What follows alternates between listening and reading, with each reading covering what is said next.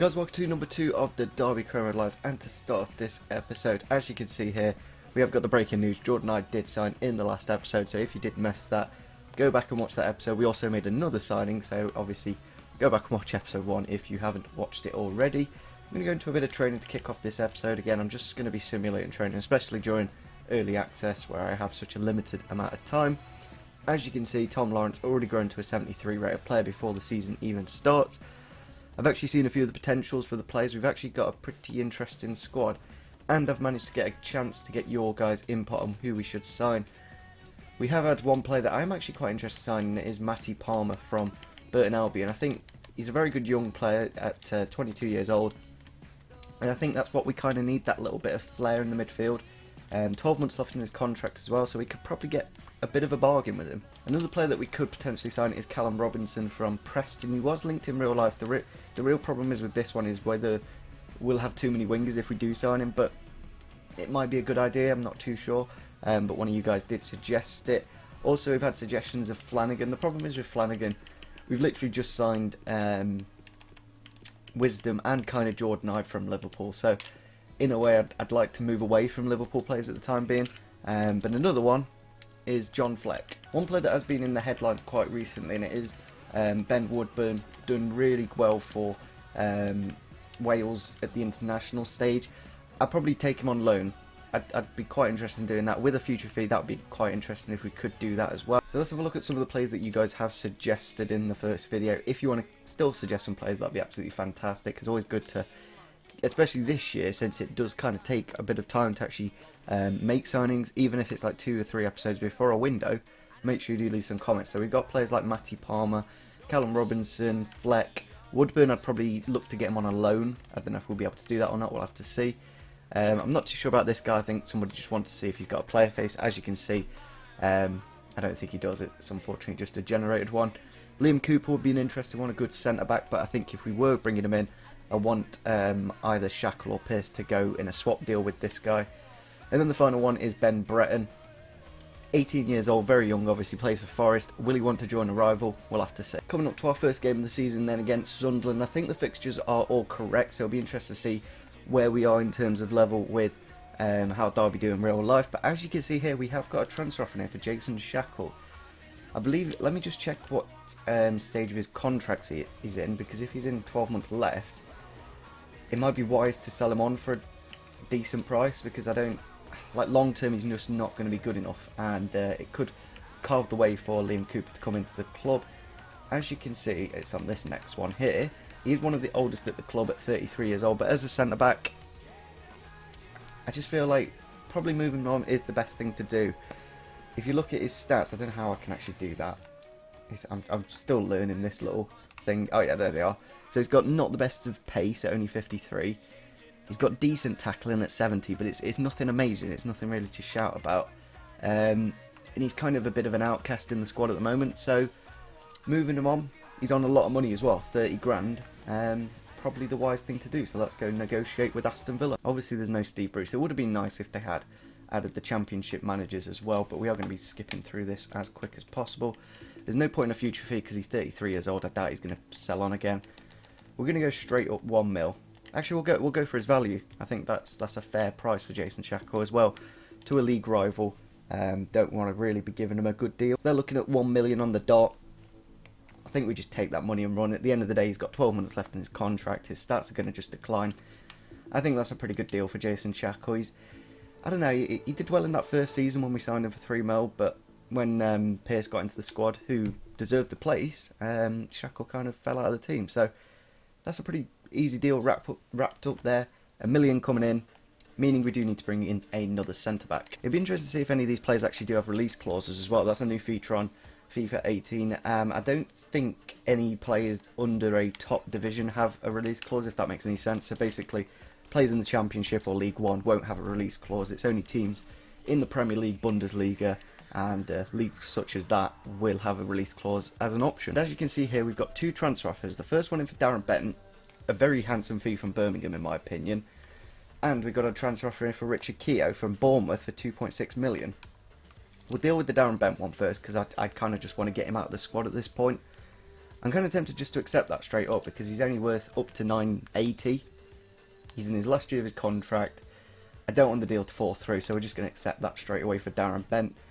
He just doesn't have the abilities that he once had, and I don't really see him coming ever back into this Derby team in real life as well. So Bournemouth are coming in for Keogh, our captain. Now, if we're getting rid of Shackle, I don't want to mix up this defence too much, so I'm going to look for a bigger price for Keogh. He is 30 years old, so there's no point in a sell-on clause as well. But again, we're dealing with Eddie Howe. So I'm going to go to a 4.2 million price tag. It'd be interesting to see what they come back with. They may just go, no, we don't want him for that much money. And as you can see, they don't want him for that much money. I just don't want to sell all our players all at once, if that makes any sense. I don't want to just completely make a new team. I want to use the Derby team that we have. So yeah, deal done for Bent. He's going, but Richard Keogh is staying at the moment. As you can see there, Jason Shackle has been sold for 1 million. A fair price in my opinion for a 33-year-old in his last year of his contract. That's a more than a fair enough deal. Blackburn Rovers have come in here for Max Lowe. Now, I do want to involve him in the squad, but if we are going to involve him, I think it does mean either Olsen or Forsyth leaving the club. So we're going to have to get rid of one of them. I'm not going to let Lowe go. He's one of our better youngsters, and I'd like to grow him in this first season. Transfer off in here from Middlesbrough for George Thorne. I'm just going to reject this straight away because I see George Thorne as a very important player in this team, and I think for that amount of money, 3 mil, I'd be looking for at least 5, bare minimum 5, maybe even like 7 or 8. Going into our first game of this season then against Sunderland away from home at the Stadium of Light. A good way to kick off the season, of course, against one of the toughest teams in the league. As you can see, I was a bit worried, but we do actually have all 3 kits this year on career mode. Last year we only had the home and away. We've also got the alternate, and I really like that alternate kit with the pink stripes on it and on the socks as well. I do really like the away kit as well, that nice fluorescent colour. But I think we're going to go for the home kit. Oh, I could go for that away kit. I might be yeah, we're going to go for the away kit, why not? I think with that Sunderland white stripe as well. Just keep it nice and simple. As you can see, we're on Legendary. I'm actually going to just drop the time down to 5 minutes just while we're on early access. But I think this is pretty much the team we are going to go for. I'm going to swap. Do I put in Thorne or Huddleston? That's like the holder, and then we've got Johnson as Keith and Bled as the biter. That's like my tactic style, but we're going to go for Huddleston, I think, for the time being. 5-star weak foot. Yeah, we'll stick him on that left hand side. So here's the Sunderland team then, very similar to the one they did actually play in real life. I think Oviedo and McManaman were the only 2 that weren't in there, maybe Paddy McNair as well, but very similar to the team. Also the same formation, so will we come out with a draw or will we be able to get the win? Vidra with the ball here, looking for the run of Huddleston with the shot, and their goalkeeper, I can't remember his name, has had to make a very good save indeed. I think he's like Austrian or something, but as you can see that was going in. Could have gone a little bit towards the corner a bit more, but yeah, good save from there. Keep ball with Lawrence here. We're going to look for the overlap of Olsen, who has got that pace just to go past the man. Back inside to Lawrence with the cross. Has Vidra got the opportunity? No, he hasn't. Huddleston with the long shot. It's just whisked wide of the post. Sunderland in the box here. Carson's had to make a fantastic save there to stop that going in the bottom right. They have got a corner though just before half time. Probably not the best of time to concede. Vaughan with the flick on. And it's gone out for a goal kick. And there it is, full time against Sunderland. 0-0 in the end. It was a very boring-ish game. There wasn't much in it.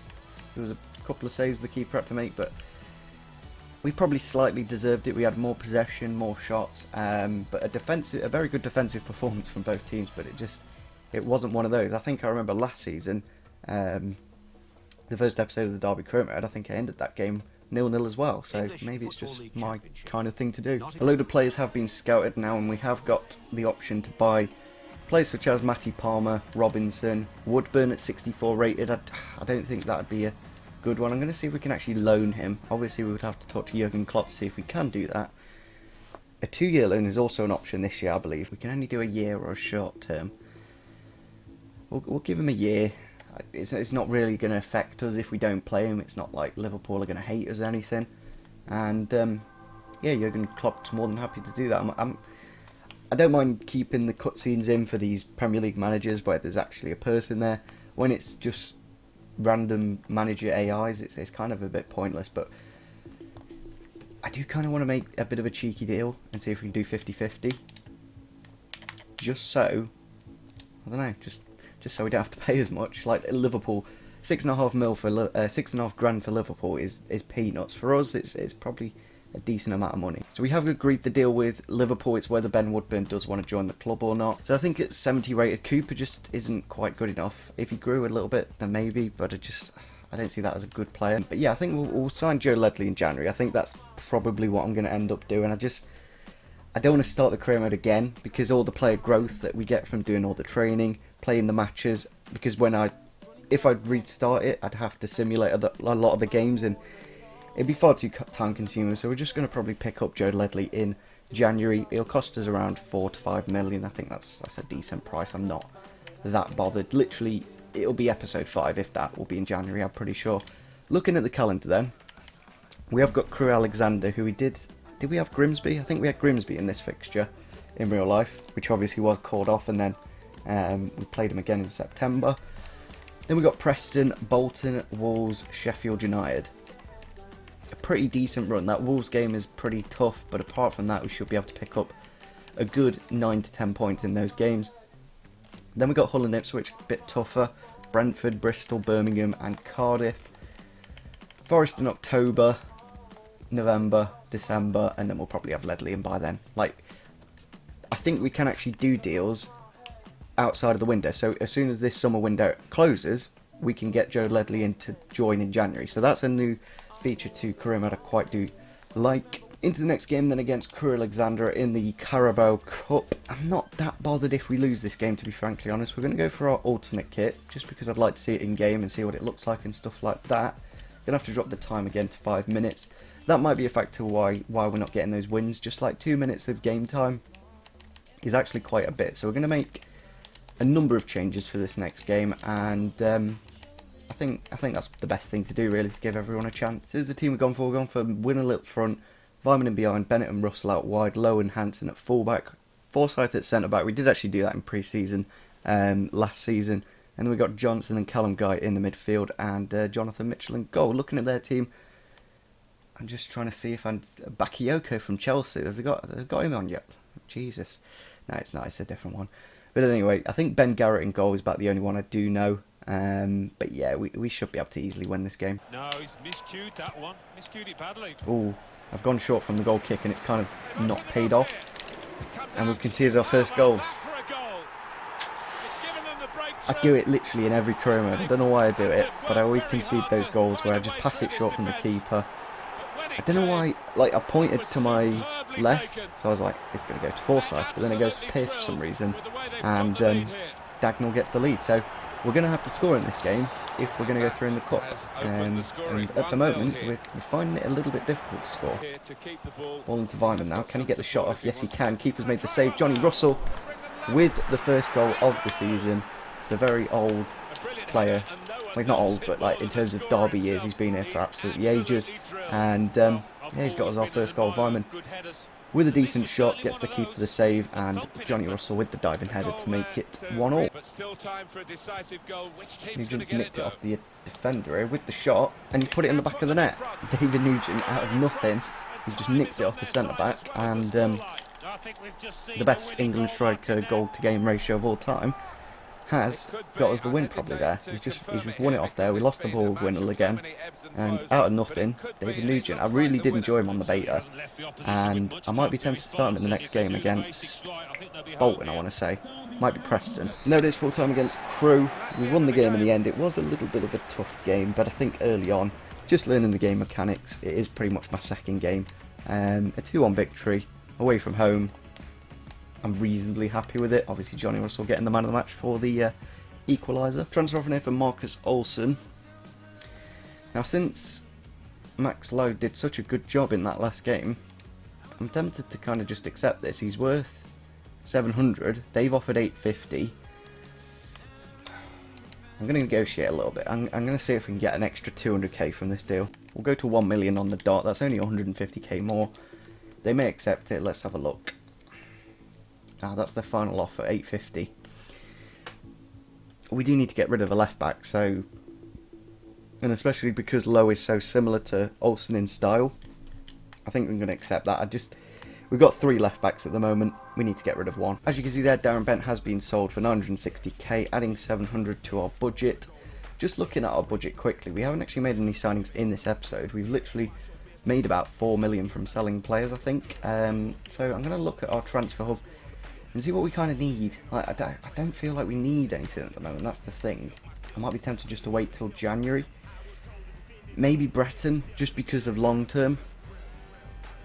I think he'd be quite good. He's very fast, and that's what we're kind of lacking up front. We're lacking that blistering pace up front. I'm going to see if we can get Ben Breton to finish off this episode for a cheapish price. Obviously, we're talking to our rivals here, Nottingham Forest. It'll be interesting to see if the player as well wants to join the club. So I might be tempted to try and put a player into this deal. I'm not too sure who we can actually do though. 750k. Nice early start. They'll probably push it up a little bit. What we could do is put a sell-on clause. As he's 18 years old, very long career ahead of him, we may sell him on for 10 mil in a couple of seasons if he grows quite a bit. So they only want 1%. So I think I'm going to drop that down to 800 and put the sell-on clause to 10. So they have negotiated down to 800k plus 9% sell-on clause. I'll be more than happy to accept that. I think it's basically peanuts. It's less than a mil. It's not really much to us for a player that we kind of do need. We do kind of need that pacey striker, I think. I think on the centre mid front, I'm going to leave it for the moment. Just see what our current players are like. We've got Thorne, Huddleston, Johnson and Keefton Beld. Not Keefton Bled like I said in the last episode. And a few people got a bit annoyed. But yeah, we're going to go and negotiate this deal. See if we can wrap it up before the end of the episode. And yeah, it'll be a good way to finish off. So he's currently on £4,000 a week. We're going to go to 5 plus a 100k bonus. I think they'll be more than happy to sign that. Yeah, I'm going to accept that. 5.2k a week plus the 100k bonus. And not really, he's only a sporadic first team player, so he's literally going to just play in the cup, which I'd probably see him as, to be honest. So a good way to end off this episode. I don't know if that counts as one of our objectives or not. Let me just check before we do finish off this episode. I'm trying to remember where it is, guys. Where is it? Board expectations. There we go. Sign a crucial. So I think that means when you go into the contract stage, you have to give them a crucial first team in their contract. So realistically, is that going to happen in this window? Probably not. And I'm not that bothered because this whole objectives overview thing, it's really broken. As long as we get promotion, I don't think they're that bothered. We're going to look at youth development in the next episode though, so maybe we can get a few talents coming through that way. Hopefully you guys did enjoy this episode anyway. Make sure you do leave a comment down below on any signings that we should make, and yeah, see you soon. Bye.